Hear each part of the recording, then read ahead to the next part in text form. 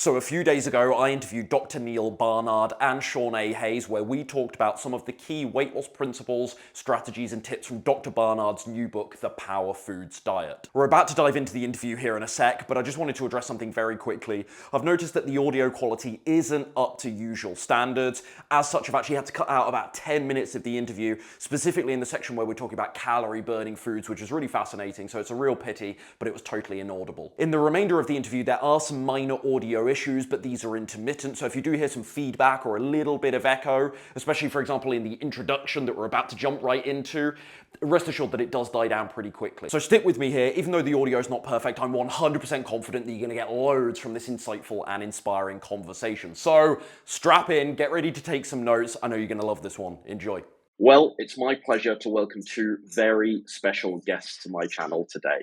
Dr. Neal Barnard is president of the Physicians Committee for Responsible Medicine, faculty member of the George Washington University School of Medicine, and New York Times bestselling author of several titles, including the frankly pioneering book, Dr. Neal Barnard's Program for Reversing Diabetes. Dr. Barnard, not to schmooze you too much early on here, but frankly, you're the tip of the spear when it comes to educating folks on this plant-based message. And I've been following you closely for my nearly 10 years eating this way. So on both a personal and a professional note, it's a pleasure having you here. Thank you for your time today. Well, thank you. It's great to be with you today. Thank you. And Shauné Hayes is a former yo-yo dieter turned plant-based success story with a frankly astonishing, and I can't wait to talk about this, Shauné, a frankly astonishing 100-pound weight loss. Wow. Yeah. And is now turned certified health coach, guiding and inspiring thousands of people online to make healthier choices. Shauné, thanks also to you for being here. Awesome. Thank you, Ryan, for having me. You're very welcome. It's my pleasure. Neal, I'm going to start with you, if I may, and then I'd like to hand over to you, Shauné, to hear more about your remarkable transformation. But Neal, what is the Power Foods Diet? And in this social media age where everything seems so polarized and conflicting, why is this the solution and not keto or paleo or intermittent fasting? Sure. Well, it's a great question. Up until now, people who have wanted to lose weight have really tortured themselves. The idea is it's something about how much I'm eating, so I've got to eat a lot less. And for decades, people have said, well, maybe I should just count calories. And instead of 1,800 calories, which might be normal, I'm going to cut down to just 1,000 or 800. And that makes sense, and you'll lose some weight. But first of all, it's really hard. I mean, by Wednesday, you're ready to eat the sofa. Secondly, it can set you up to binge. Third, you kind of get stuck after a while, and you're not really losing the weight the way you would like to. And if you break it, you feel there's something wrong with you. We don't blame the diet; we blame ourselves, and we think, what's wrong? Other people, the people in the magazine seem to succeed. I can't succeed. Or you'll go on a keto diet that says carbohydrate is the devil. So if you ever eat an apple or a banana or an orange, there's something wrong with that, and you think, could I have bread or a bowl of cereal or something like that? And the diet says, no, you can't have any of these things. So what we've realized is that research has shown that we could turn this around. Instead of focusing on all the negatives, we can focus on certain foods that really love us back. Now, the scientific way I'm going to put it is there are 3 different things that foods can do for us, according to new scientific studies, which are super exciting. The first is certain foods tame your appetite. They fill you up, but when at the point of satiety, you've eaten about 200 or 300 calories less than you would have otherwise eaten. Secondly, there are certain foods that trap calories. They go down your digestive tract, and like a sponge, they find calories you haven't absorbed yet. They carry them out with the waste before you can absorb them, and you literally flush these calories down the toilet. And the third thing is that there are foods that boost your calorie burn. They boost your metabolism. So for 3, 4, 5 hours after the meal, your body's just burning calories. And if you add it up, you discover that these foods do the work for you, and you're never counting calories anymore. You're not hungry anymore. You're not saying no to your favorite bread or sweet potato or whatever it is, and these foods love you back. So the science is in, and we're able to put this to work. So I don't know if this is a reasonable summary, but in other words, when you start to eat lots of quote unquote the right foods, those typical rules of weight loss or dieting, quote unquote, can be somewhat discarded, I think is what you're saying. Correct me if I'm wrong. That's exactly right. And certain foods are better than others. To be obvious, a potato versus a potato chip. You know, the potato chips aren't as good as the potato because you've baked in lots of grease and so forth with it. And thinking more broadly, there are lots of foods that are better than others. 2015, Harvard researchers published what for me was a turning point. They tracked more than 100,000 people and they looked at their diets and they looked at their body weights. And they found that if you ate more of certain foods over time, if you increased your consumption of these foods, your weight would tend to go down over time. And just real quick, let me just give you these six of their big foods. Number six was the bean group: beans, peas, lentils. So that bowl of lentil soup was looking kind of good. Number five was the melon group, and that could be cantaloupes or watermelon, something like that. Um, Number four, citrus fruits: oranges, grapefruits, even orange juice seemed to work. Number three was green vegetables like spinach or, frankly, your morning salad, depending on what junk you put on the top of it. Number two, cruciferous vegetables in specific, so broccoli, cauliflower, Brussels sprouts. And the number one, the champion of weight loss foods of all, was this humble food, the berry, the blueberry. Blueberry, no, you don't eat one, you eat lots of them. Blueberries, raspberries, strawberries, and they're all in the top group. And we then started to understand what's in the blueberry, where does that blue color come from, and how could that affect your body weight? And if you put it to the test, does it really work? So those are all things that I'm writing about in the Power Foods diet that people can put to work for themselves. Liam, and we're going to talk about the availability, when the book's available and so on as we go here. And I can't wait. I'm excited to dive into some of these concepts, the appetite taming stuff, the calorie burning foods. Brilliant. And Shauné, what Neal has just summarized for us, this is the very approach that you use to lose 100 pounds and take back control of your health. Firstly, I'm wondering, could you tell us a little bit about the state of your health prior to discovering this way of eating? Absolutely. So yeah, what he just described is exactly what I did. I would say before discovering this way of eating, I was definitely in poor health. Since I was an adolescent, I've dieted, for years. I counted the calories, restricted and weighed food. But I was also dealing with some chronic health issues and, health problems at the time. And so I'm talking hypertension, elevated cholesterol, prediabetes, arthritis. I also had a condition called polycystic ovarian syndrome. And so my weight had gotten up to 278 pounds. And Ryan, if I'm honest, I was very unhappy and very uncomfortable in my body and in a lot of pain physically and emotionally. Yeah, no wonder. And I read that you were able to stop 5 medications. So we're Yeah. just talking about the weight loss, but obviously with that, a bunch of health benefits or, the alleviation of many of these health conditions by the sounds of it. Is that right? That is correct. Yes, I was trying to manage these conditions with medication, yeah, I was on 4 or 5 different medications at the time. And so, like I said, prior to discovering this way of eating, I was just at a very low point in my life. I really was. Mm. Well, it's quite the story. Thanks for being so honest and open about it. Can I ask, because I think this is so fascinating to people at home, people's motivations. Um, was there a turning point for you? Was there a point, or was it progressive? Was there a point that you reached at which you start to think, right, I've got to get really serious about this now? It was. I say unfortunately, but fortunately, a health scare was the turning point for me. Waking up one morning, having to go to the emergency room was the wake up call that said, Shawnee, you have to get, you got to get this together. You have to start doing something serious because now your life, could be in jeopardy. So it was a health scare that was the wake up call. It is interesting how motivating something like a health scare can be to people. The proverbial kick up the backside to, Right. okay, I've got to take some action here. Yeah. And what about that transition then to eating more of the foods that Neal's described, eating more plant-based? Um, f- what I'm always interested in is things like cravings and withdrawal symptoms and trying to break those bad habits and those old behavioral patterns around presumably some more junk processed foods. Did you miss anything? Did you crave anything? And if so, how did you overcome those temptations?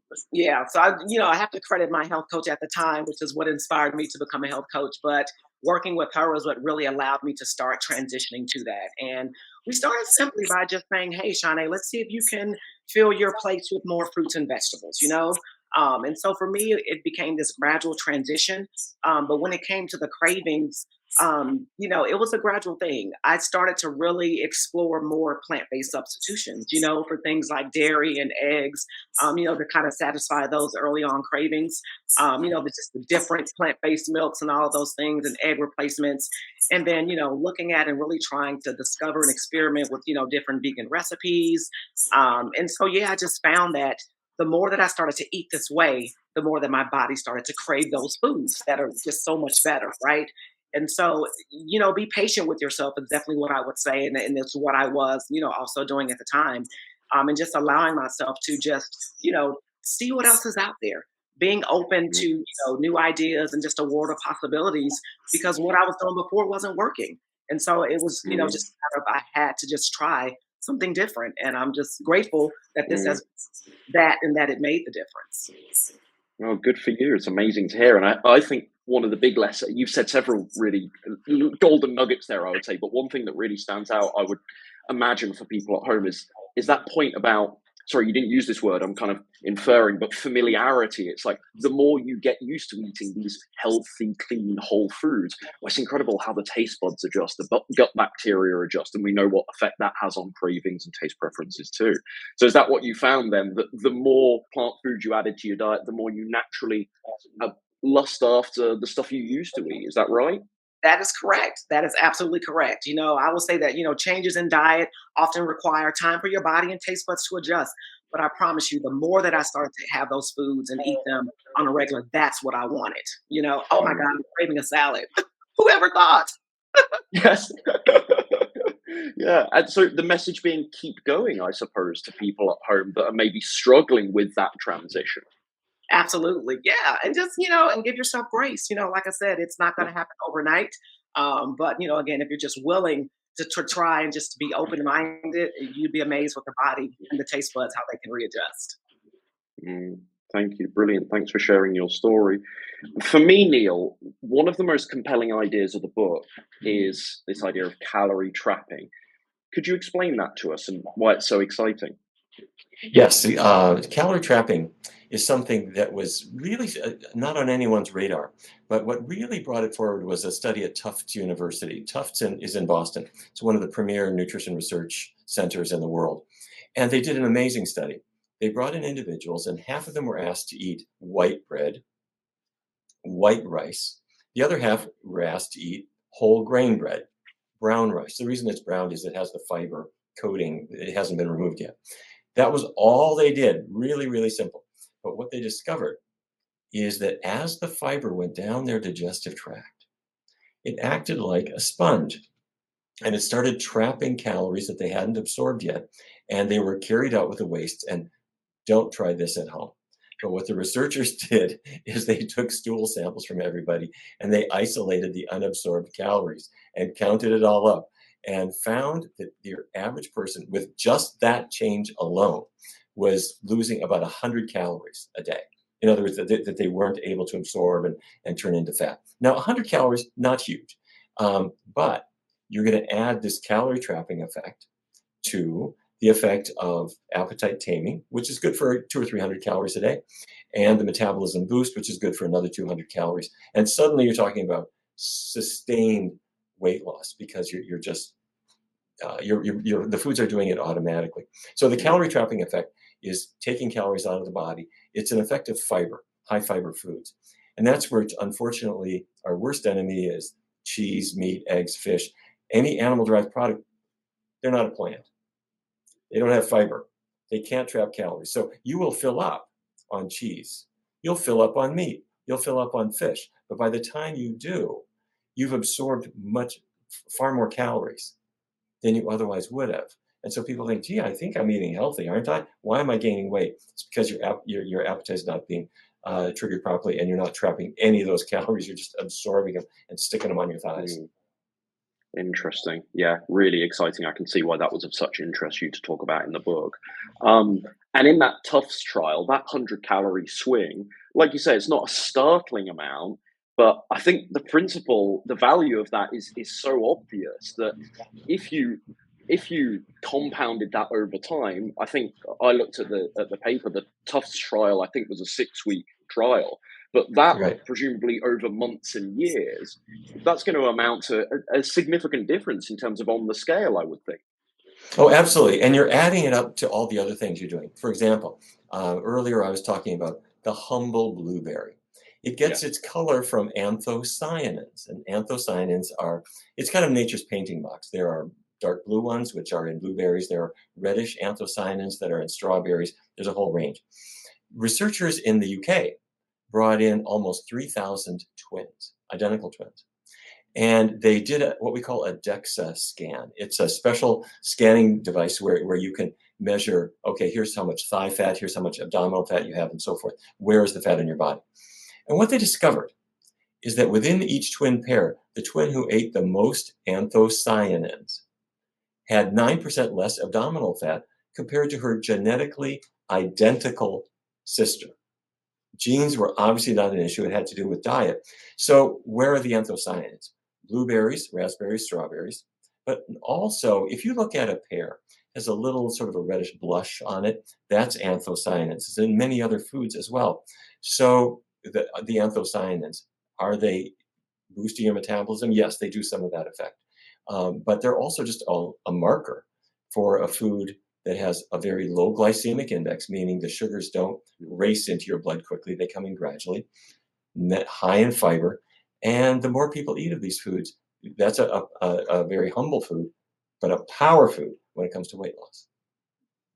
No, I'm sold. Brilliant. If I wasn't sold on berries already, I certainly am now. So nutrient rich, are they? But to have those other benefits as well.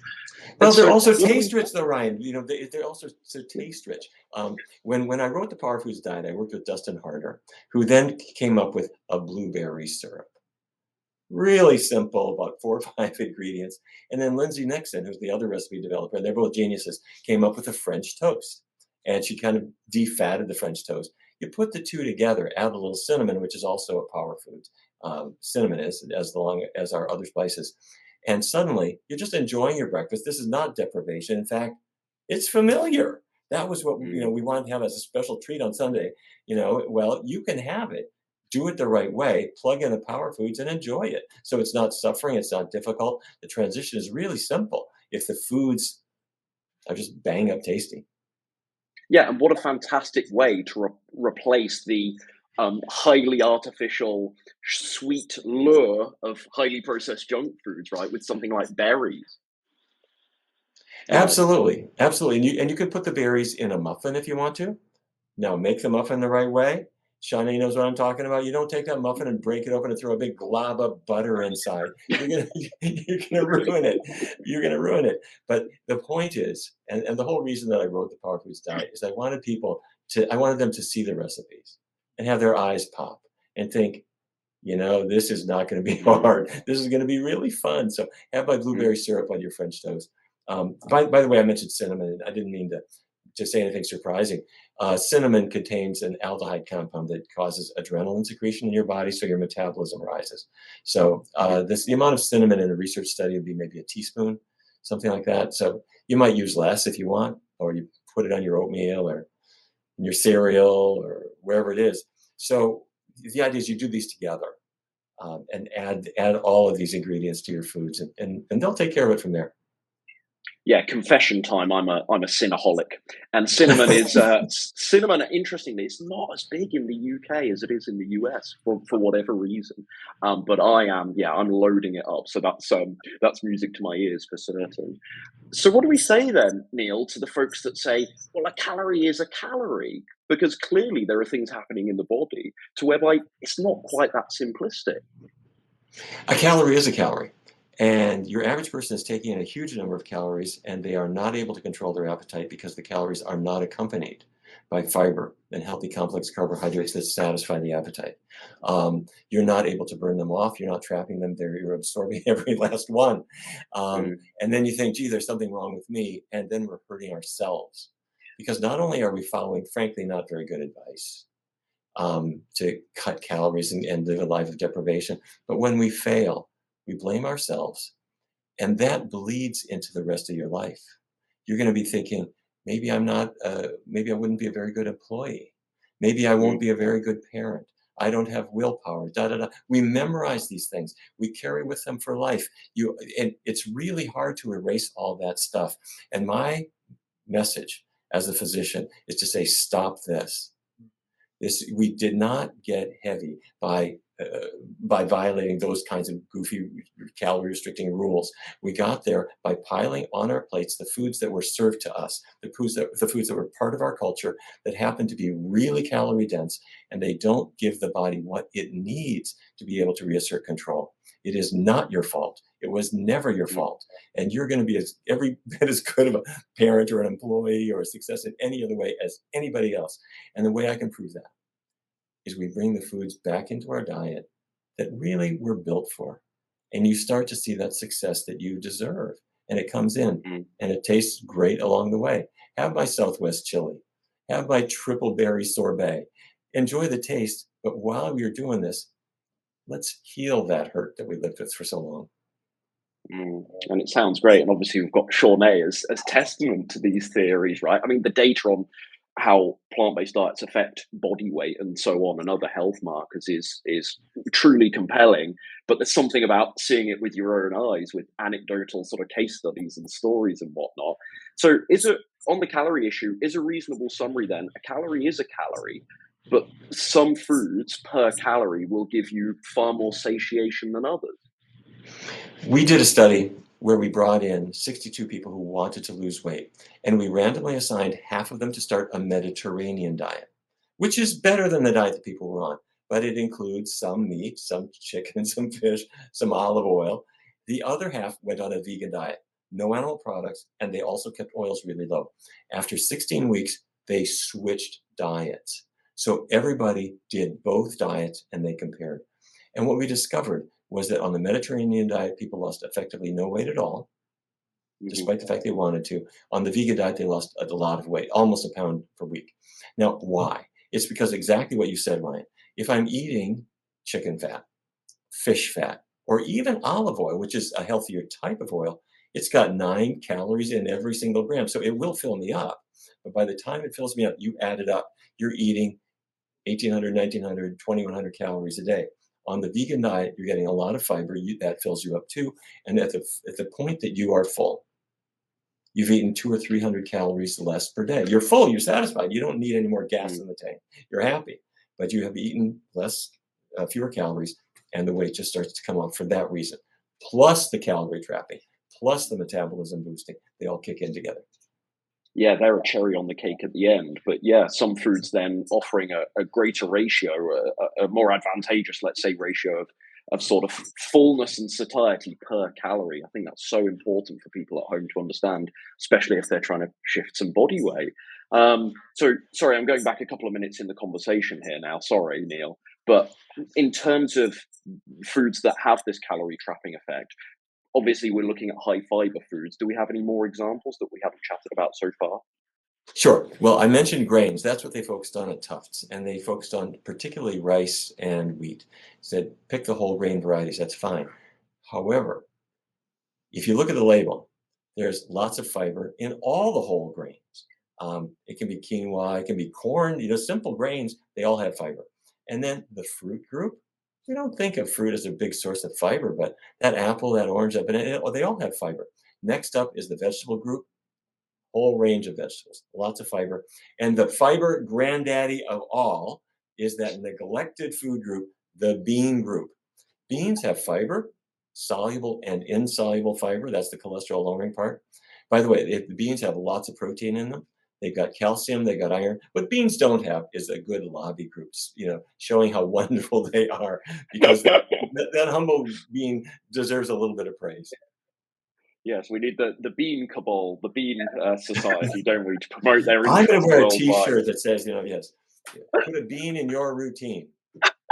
Oh, I like that. I like that very much.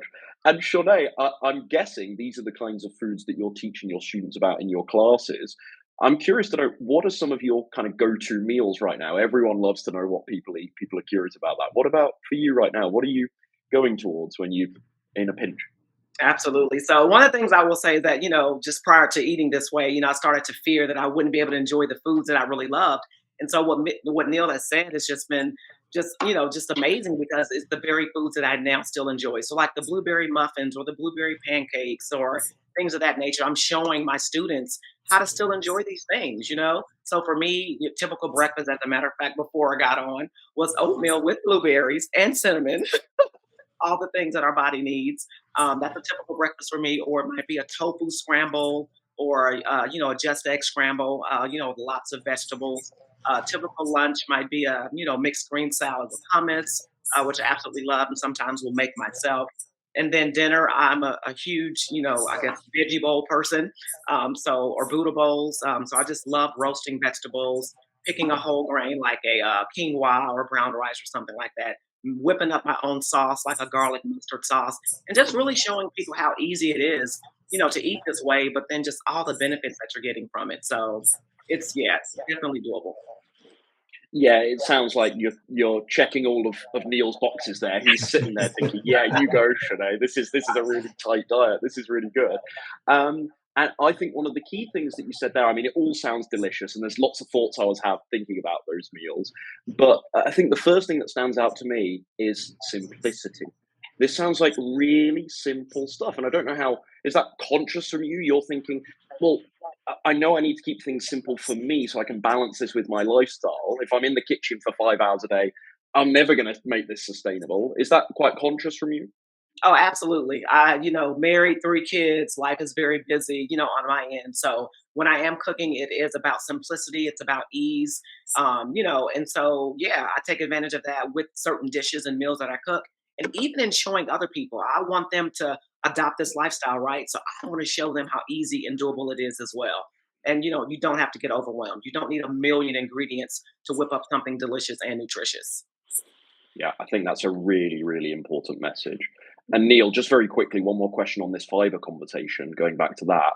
When we're eating a whole plant foods focused diet, do we need to be intentional with fiber to get the benefits from it? Or will we just sort of naturally get a good amount by eating kind of a nicely diverse plant based diet like Shauné's? For the most part, you'll get it anyway, because let's face it, I mean, people are not able to pull the fiber out of broccoli. It's there. It's gonna come whether you want it or not.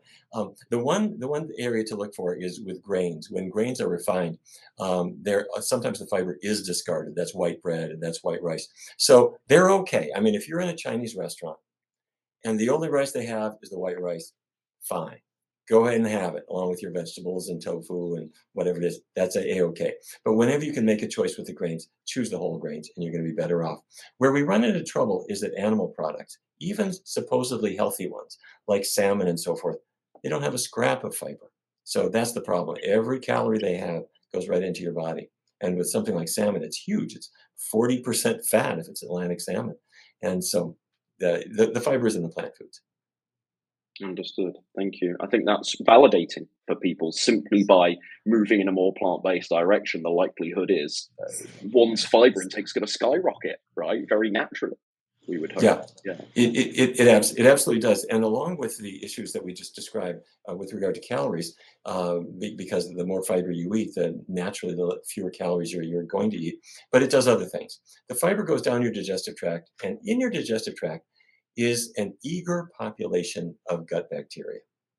Mhm. And if you've been feeding them spam and chicken wings and so forth, they get a little maladjusted over time.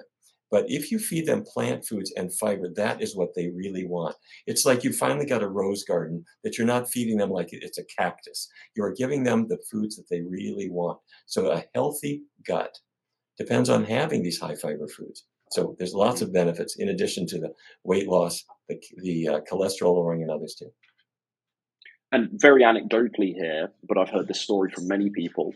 When my in my university years, when I was 40 pounds heavier myself, and my food choices were not so decent, then I can absolutely say with certainty that it was very rare that I could actually feel satisfied and full eating lots of junk foods.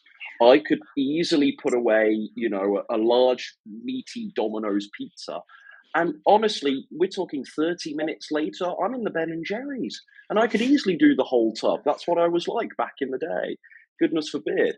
And the nutrients you're getting are so minimal that an hour after the Ben and Jerry's, I'm thinking, I actually crave fruit or I crave vegetables. And so, excuse Yes, I'm so glad that, Ryan, that you mentioned that, because you're thinking, well, why is my appetite turn-off switch malfunctioning? I just had a meal. I should be satisfied. I should be done for the day. There is something in your digestive tract called GLP-1. Uh, GLP-1 is released in response to food. So you eat a meal, and then your gut makes GLP-1 that goes through the blood to the brain. And it's the signal to the brain saying, we've just had a meal. So you could turn off your hunger now because the food is on board. Stop being hungry. GLP-1 is not elicited very effectively by meaty diets.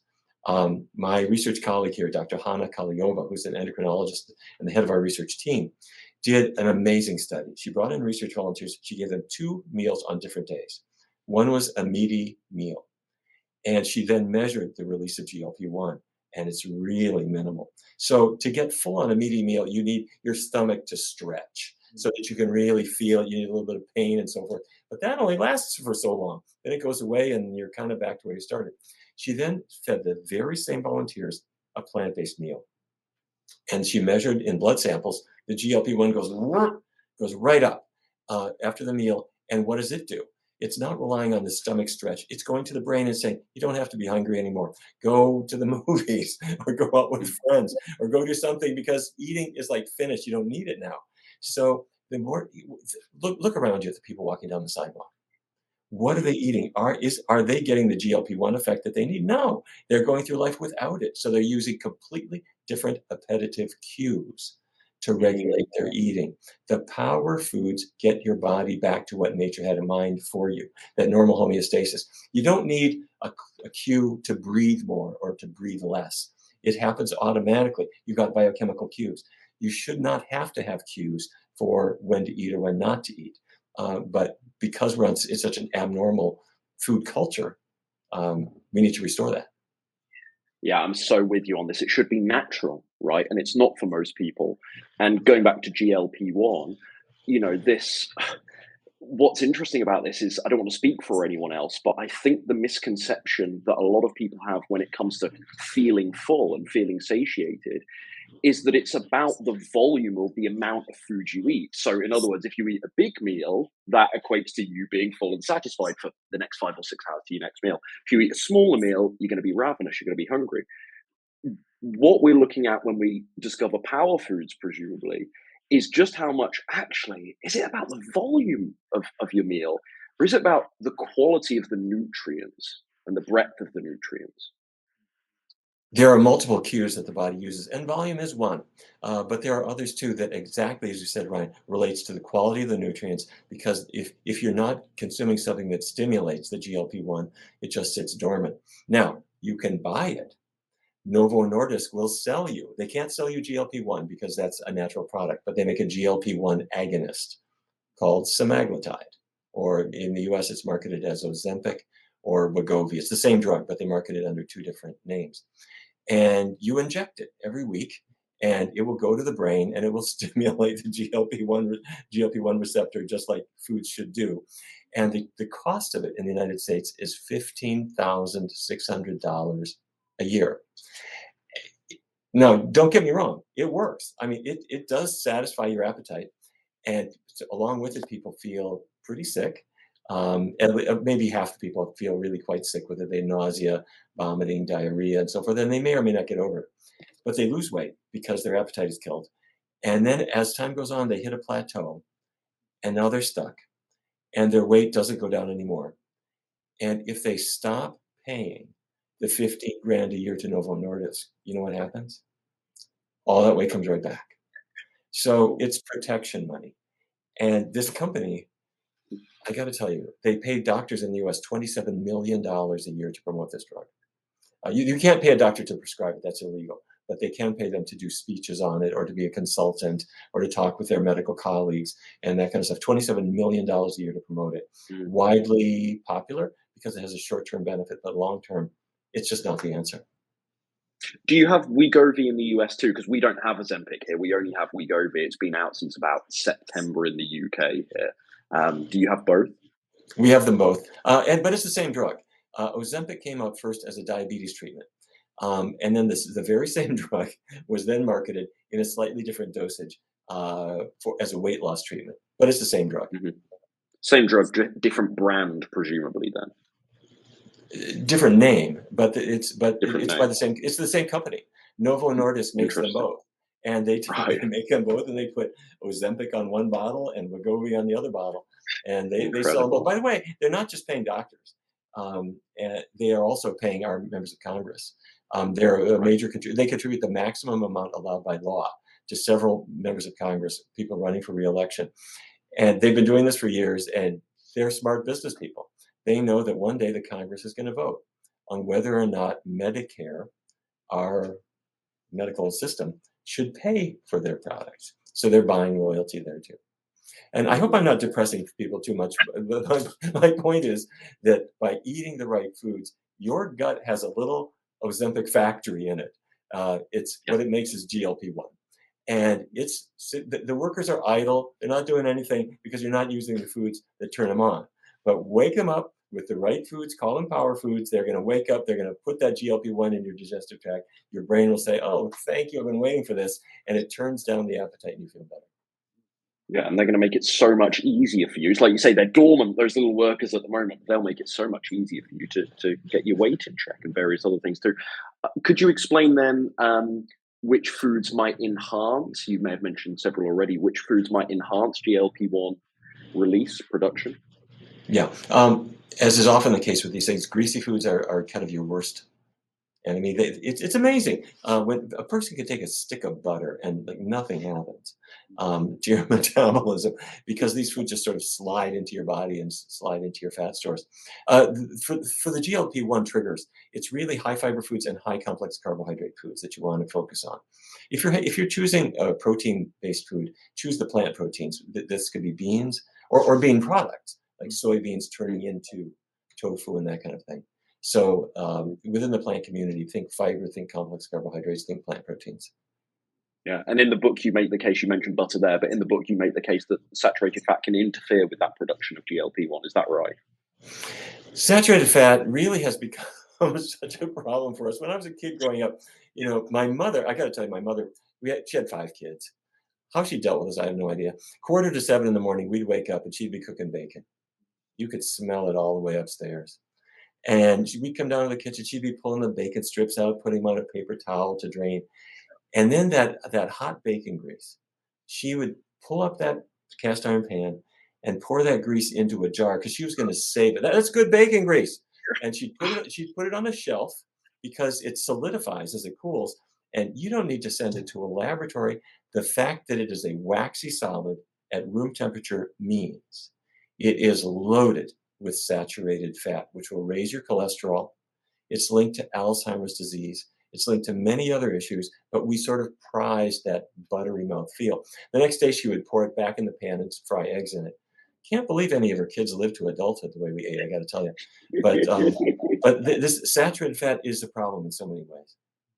Yeah, it's a wonder that you're here, and it's even more ironic doing what you do now today, Neal, isn't it? And honestly, I resonate because I had an Irish grandmother, and she didn't used to wash her frying pan, and she sadly passed away when I was rather young. But I heard about this story years later and thought, how are any of us still here? It's a wonder.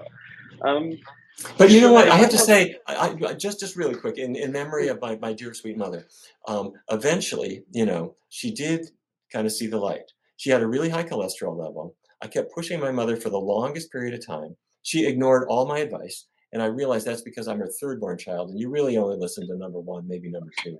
By the time you've had 3 kids, you're not like, you may love them, but you're not paying a lot of attention.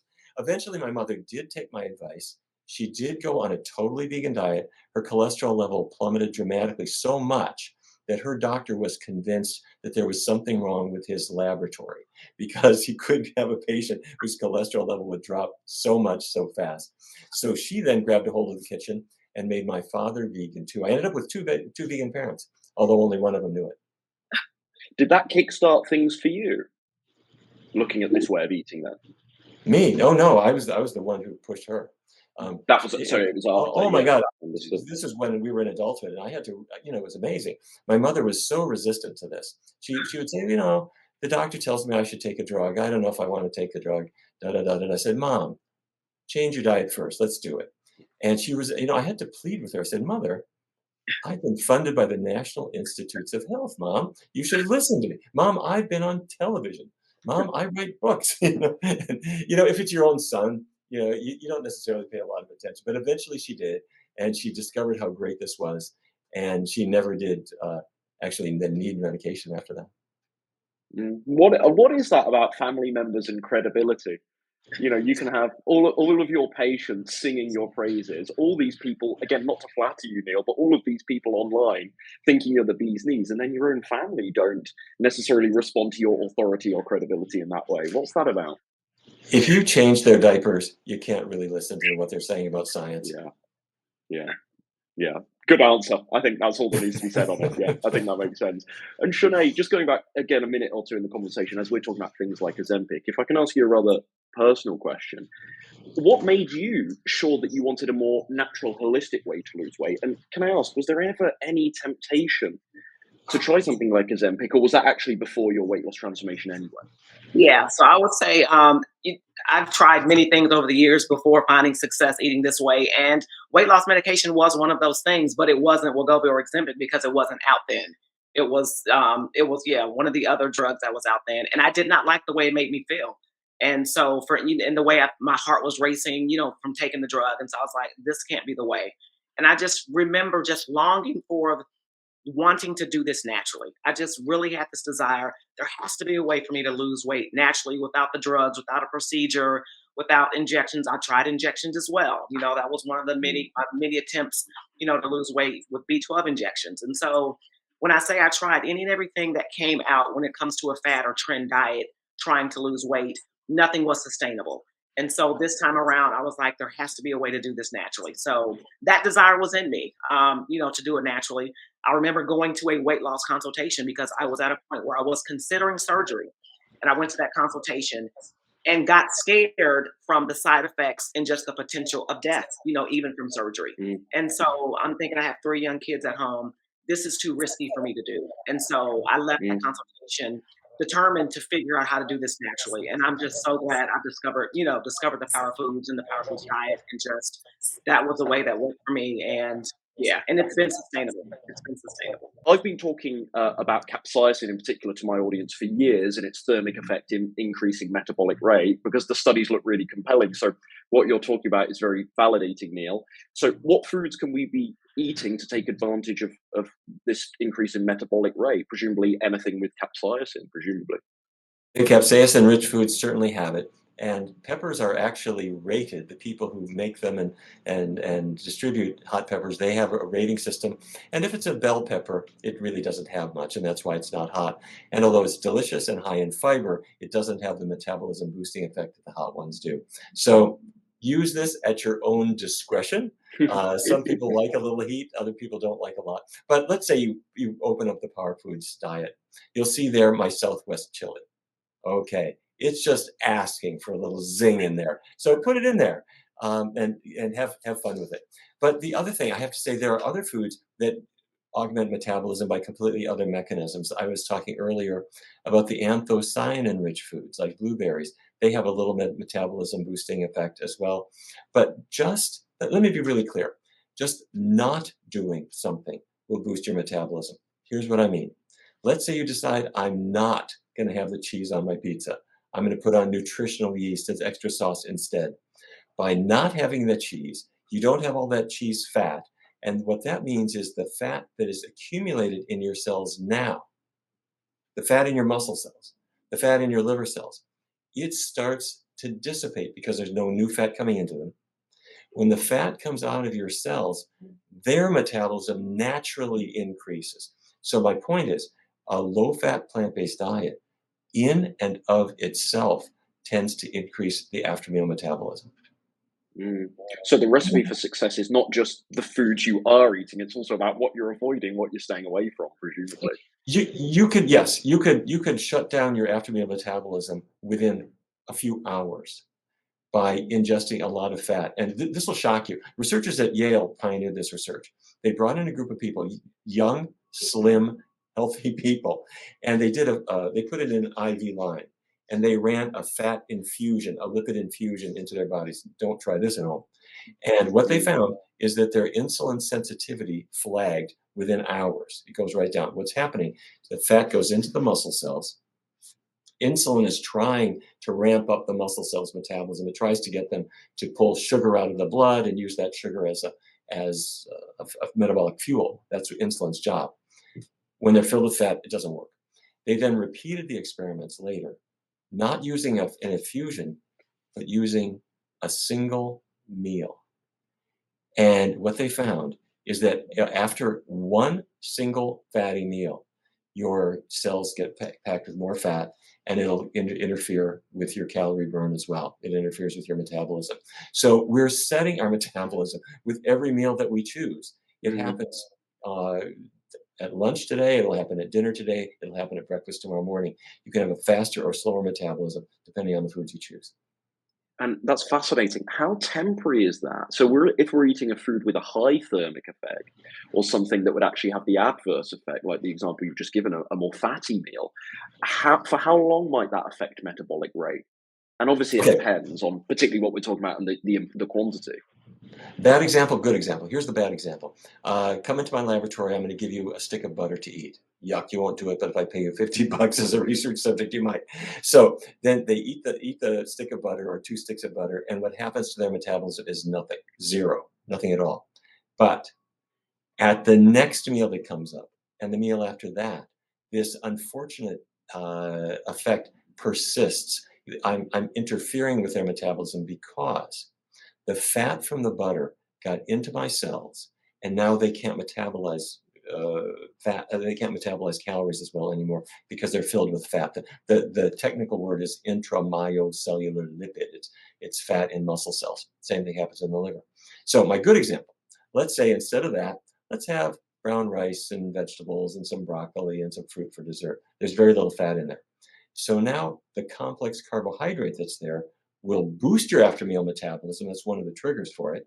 And that effect will last between 3 and 5 hours. So you're burning calories faster.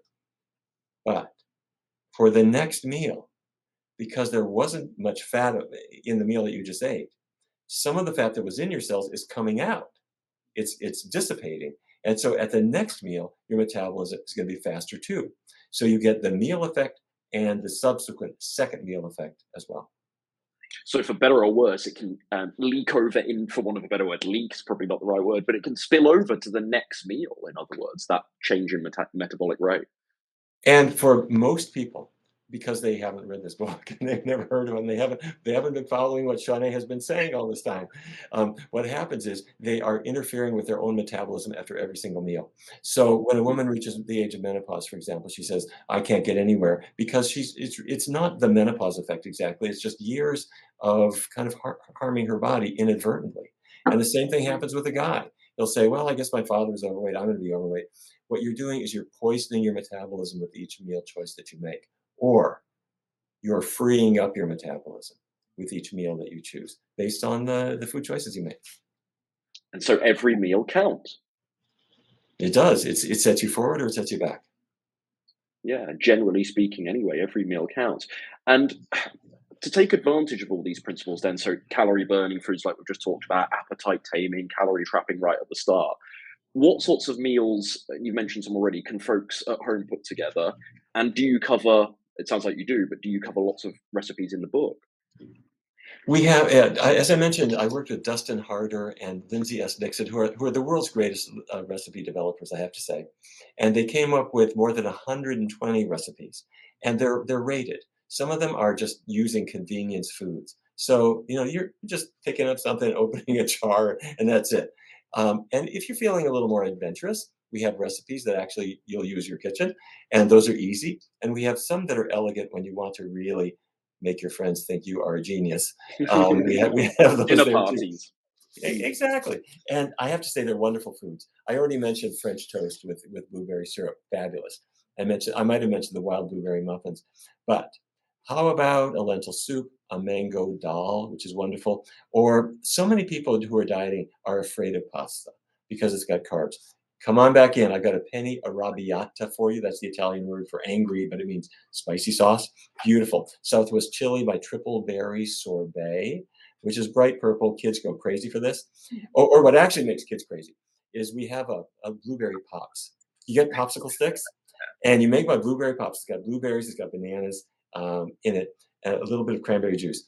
You freeze it in a form, put the popsicle stick in it, and once it's frozen, hot summer day, all the kids are going to think you are the coolest person that they ever saw because you have these great pops. I have some brownies in there. I call them black and blue because they have this will amaze you. They have blueberries in the brownies and a little bit of black beans. I don't know, Shauné, if you've ever done this. You can put some black beans in a brownie and it somehow disappears, Yeah. but it adds a little fiber and it makes it just a little kind of chewy and nice. Not a huge amount, but a little bit. So my black and blue brownies are going to amaze you.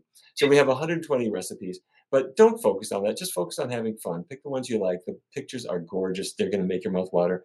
And then think about, okay, the weight's going to come off. I'm going to now be the official food expert for my whole family. You're going to help them to get healthier too. You're going to have more energy to deal with life. People will comment on how you look, and you're going to get to do what we Americans do best. You're going to get to go shopping because you're going to need some new clothes. Well, I'm European. We love that stuff too. Any excuse, yeah. And it sounds amazing, and I've got to try that French toast. Incidentally, that sounds great. That's right up my street. And with all the things we've talked about today, Neal, GLP-1, fiber, trapping calories, how much do these factors contribute to weight loss beyond just being in a calorie deficit? The calorie deficit is part of it. That's really the part with the appetite taming so much. But the others are all they all add to it as well. Keep in mind, your body is not just a big funnel where food goes in and wastes go out. You are a metabolizing system. So your calorie burning speed is modified based on your body's reaction to the foods that you put into it. And most people go into this never having read the owner's manual. So my thought is, for the time that we have left, let's get into the body we want to be in. Love it. Yeah. So if someone was to eat burgers and ice cream, not your delicious sorbet, but ice cream filled with dairy, a bunch of junk food every day, but they are eating their jalapenos and a little bit of cinnamon and some blueberries, are they going to lose weight? Yes, I mean that's a step in the right direction. That's good. But let's not fool around with it because you're eating foods that are going to counteract the effect and your benefit might be pretty small from just having some small additions to it. Any step you make is a good step. But what I would encourage people to do is to make it really easy. Take 7 days. During the 7 days, don't change your diet. Just try new foods and figure out the ones that you like. And make a list of them, breakfast, lunches, dinners. Think of the things that you really like. Okay, your French toast was good. Or I made it simple. I just had cereal with soy milk. Soy happens to be one of the power foods. Fine. And Shauné said, I'm going to put blueberries on my oatmeal. I'm going to put cinnamon on my oatmeal. If you like it, write it down. So take a week, come up with your favorites, including your restaurant favorites. If you're going Italian, if you're going Chinese, write down the foods that they have there that include the power foods. After a week, I promise you, your list will be really long, and these are foods that you like and that are going to work. Step 2, 3 weeks. For 21 days, put these foods to work. And during that time, avoid the bad stuff. Avoid the things that are going to interfere with you so that you don't just get a little tiny benefit of adding good things. Get the real benefit that nature has in store for you. Use the power foods, forget everything else. And after 21 days, 2 things are going to happen. One is your body is starting the transformation and you will see it on a scale and you'll feel it in your energy and in your digestion and how you feel mentally. The second thing is your tastes are changing. You haven't had chicken wings in 3 weeks and you discover, it's amazing. I didn't even miss them. And as time goes on, your tastes go in a better and better and better direction. And now you're feeling that power yourself. So a week to get ready, 3 weeks to give it a test. And after that, the choice is yours. No, I think that's a really great action plan that isn't too overwhelming. That's a length of time people can get behind and really commit to and they can imagine themselves doing. And I think the one thing I would add there, if I may, is it's incredible how when you start getting results, it incentivizes you. right? A lot of people give up because they're getting discouraged. They're not seeing that scale drop, or they are, but it feels so aggressive that it's not sustainable. But when you actually can feel full and satisfied, you're watching the scale go down, you feel better in yourself. Hopefully you're getting some lab work done, watching the cholesterol drop. Well, that just incentivizes you to carry on, doesn't it? It's very motivating when you get results. The reward, yeah, the reward really makes you want to keep going, and it's a wonderful thing, and people will notice it and they'll reward you too. Mm. And Shauné, I'd like to finish with you, if I may, after such an incredible transformation. What do you say to someone watching this who's flirting with plant-based eating, but they're still a little bit on the fence? They've listened to what we've said today, we've been talking about today, and they're kind of semi-sold on it, but they've got all of those limiting beliefs and bad habits of the past still holding them back. What do you say to that person? You know what? I would have to, piggyback on what Neil said in terms of just starting slowly. Give it a week, give it 7 days, and just try. I would also encourage them to be open-minded, be open to new possibilities, be open to change. It doesn't have to be everything at once. But if I were not open to this, if I weren't willing to just try, I would not be sitting here talking to you all today. I wouldn't be here sharing my story and how I was able to generate health, restore my health, take my health back, and to lose 100 pounds. And so you just got to be willing. You got to be willing and open to try.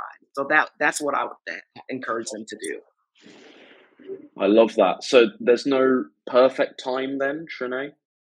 It's not, and I would say don't wait until there's a health scare. If we can get ahead of this and be in a more preventative mode, then I'm all for that. Definitely not a perfect time. Every day you get up and wake up is an opportunity to start and to try to change and to live better. Well, I think that's a wonderful battle cry to finish on. So thank you. Where can we find the book, The Power Foods Diet? Everything we've talked about today has just been a little snippet. Where can we find it and when is it available? It's the publication date is March 26th, and it's on pre-order at all the pre-order sites right now. So if you go on Amazon, they have it there. People are pre-ordering it, and it's delivered to you on the very same day that the bookstores have it. It should be at all the pre-order sites. And if there's a bookstore in your neighborhood that is still surviving and opens the door, go in and get it there. Give them the business. They need it. They deserve it. So yeah, brilliant. And I'll put links to the book, of course, in the description box down below, as well as Shauné, I'll put your social media down below and some more resources from PCRM and Neal, your stuff down below as well. I want to finish by thanking you both once again for being here. Shauné, it's wonderful to hear about your transformation. The data, as I said earlier, on the positive effects of eating a plant-based diet is so compelling. But to have proof and a great case study right in front of our eyes, it's been amazing. So thank you for sharing your story. Neal, you've been on the front lines, as I said earlier, tip of the spear, promoting this way of eating far before it was cool. I'm not sure if it's cool now, but far before it was cool. Thank you so much for all you do. And if I can make a rather superficial comment, it honestly doesn't look like you've aged in the last 10 years. In the 10 years I've followed you. So it's a wonder, given your obvious work ethic and your devotion to helping people with this stuff, it's a wonder you still seem so vibrant and youthful, if I may say. Thank you, John. Or thank you, Ryan. Lots more to do, I have to say. Well, thank you both for being here. It's been a pleasure. Thank you.